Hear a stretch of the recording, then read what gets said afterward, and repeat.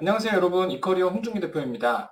최근 미국 트럼프 행정부의 H-1B 비자 신청 수수료가 무려 10만 달러로 100배 인상되었습니다.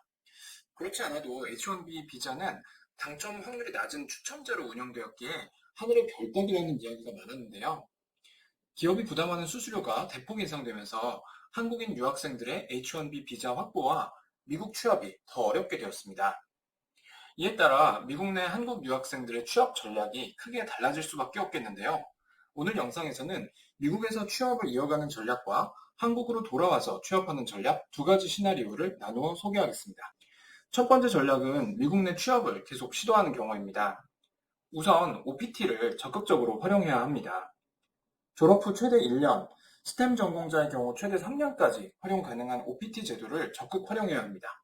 이 기간 동안 실무 경험을 쌓고 회사와의 신뢰 관계를 만들어주는 것이 핵심입니다. OPT 단계에서 뛰어난 성과를 보여주면 회사가 H-1B 스폰서를 더 진지하게 고려할 수 있습니다. 둘째, 미국 대기업 및 스템 등의 특수 분야에 집중해야 합니다. 10만 달러라는 높은 수수료를 감당할 수 있는 곳은 대부분 글로벌 대기업이나 핵심 기술 기업입니다.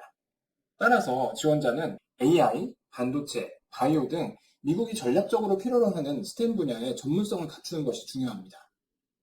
이런 분야는 인재 확보 경쟁이 치열하기 때문에 비용 부담이 있어도 외국 인재 채용을 포기하기 어렵습니다. 셋째, H-1B 외에 비자 대안을 탐색하는 것입니다. 스템 전공 석박사의 경우 H-1B만 바라보기보다는 EB2 NIW 같은 다른 경로를 병행 검토해야 합니다. 연구 성과, 특허, 논문 혹은 글로벌 기업 경험이 있다면 H-1B 대신에 EB2 NIW 같은 길을 열어갈 수가 있습니다. 두 번째 전략은 한국으로 돌아와서 취업을 하는 전략입니다. 지난 15년간 해외 유학생들을 취업 컨설팅 해왔는데 해외에서 오랜 기간 유학한 학생들의 경우 한국 취업에 대한 정보도 부족하지만 막연한 두려움을 갖는 경우가 많습니다. 따라서 실제 해외 유학생들의 다양한 국내 취업 성공 사례를 기반으로 말씀드리고자 합니다.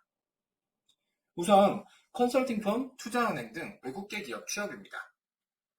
한국 내 외국계 기업들은 우수한 글로벌 인재를 적극적으로 찾고 있습니다. 특히 맥킨지, 베인, BCG 등의 경영 컨설팅 회사, 골드만삭스, 모건스탠리 등 투자은행의 경우 경쟁이 매우 치열하지만 미국 유학생들이 귀국하여 노려볼 만한 기업들입니다. 그 외에도 구글, P&G 등 외국계 회사에도 취업할 수 있습니다.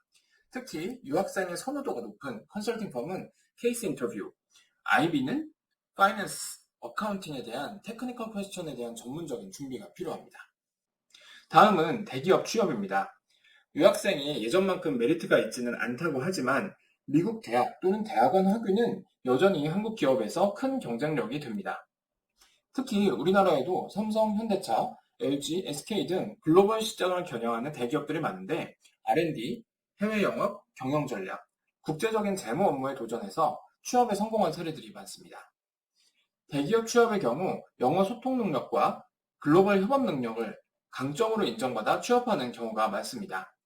이렇게 한국의 외국계 기업이나 글로벌 기업에서 성공적으로 커리어를 쌓은 후에 다시 유학 또는 이직을 통해 해외로 또는 미국으로 가게 되는 경우들이 있습니다. 이렇게 다시 해외로 진출하는 목표를 가지고 있다면 보다 체계적인 커리어 설계와 준비가 필요합니다. 미국에서 오랜 기간 유학 생활을 하고 취업을 앞둔 상태에서 트럼프 행정부의 H-1B 비자 수수료 대폭 인상은 분명 미국 내 취업 준비를 하던 분들에게 큰 실망감으로 이어질 수 있습니다.